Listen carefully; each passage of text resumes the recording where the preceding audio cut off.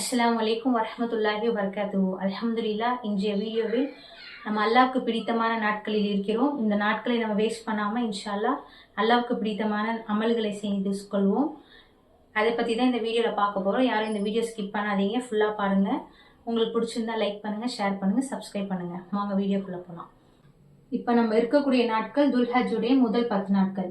இந்த நாட்களை பற்றி நபி ஸல்லல்லாஹு அலைஹி வஸல்லம் அவர்கள் கூறினார்கள், துல்ஹஜ் முதல் நாட்களில் செய்யக்கூடிய அமலை விட வேற எந்த அமலும் சிறந்தது அல்ல. புகாரில 969 ஹதீஸாக இருக்கிறது. இந்த நாட்களில் என்னென்ன அமல்களை செய்யலான்றது ஒன்னொன்னா பார்க்கலாம். முதலாவது, கடமையான தொழுகையை தொழுதுட்டு நஃபிலான சுன்னத்தான தொழுகையை அதிகமாக தொழுது கொள்வோம். இரண்டாவது, குரான் திலாவத். மற்ற நாட்களில் செய்யக்கூடிய குரான் திலாவத்தை விட இந்த நாட்களில் அதிகமாக இன்ஷா அல்லாஹ் ஒரு குரான் முடிக்கக்கூடிய டைம் இருந்தால் கூட குரான் முடிச்சுக்கலாம். மூன்றாவது, நோன்பு நோற்றுதல். முதல் 8 நாட்களில் நஃபிலா நோன்புகள் வைத்துக் கொள்ளலாம். 9வது அதாவது அரஃபா நோன்பு அந்த நாட்களில் வலியுறுத்தப்பட்டது. அந்த நாட்களில் நோன்பு வைத்தானா இன்ஷா அல்லாஹ் 2 வருடங்கள் பாவங்கள் மன்னிக்கப்படுகின்றது என்று நபி ஸல்லல்லாஹு அலைஹி வஸல்லம் அவர்கள் கூறினார்கள்.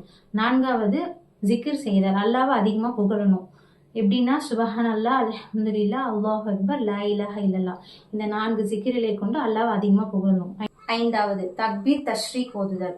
அதாவது அல்லாஹு அக்பர், அல்லாஹு அக்பர், அல்லாஹு அக்பர், லா இலாஹ இல்லல்லாஹு, அல்லாஹு அக்பர், அல்லாஹு அக்பர், வலில்லாஹில் ஹம்து. இதை அதிகமாக ஓதக்கூடியவராக இருக்கணும். 6வது, நபி ஸல்லல்லாஹு அலைஹி வஸல்லம் அவர்கள் மீது சலாவத் அதிகமாக ஓதக்கூடியவர்களாக இருக்கணும். 7வது, தர்மம் செய்யக்கூடியவர்களாக இருக்கணும்.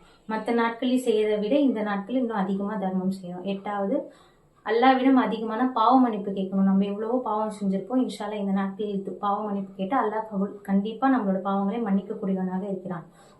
9வது, துல்ஹஜ் முதல் நாட்களில் நம்ம குர்பானி கொடுக்கக்கூடியவர்கள் நியத் வச்சிருப்போம், முடி நகம் வெட்டாமல் இருப்பது. அதை இந்த நாட்களில் ஃபாலோ பண்ணி இருக்கணும்.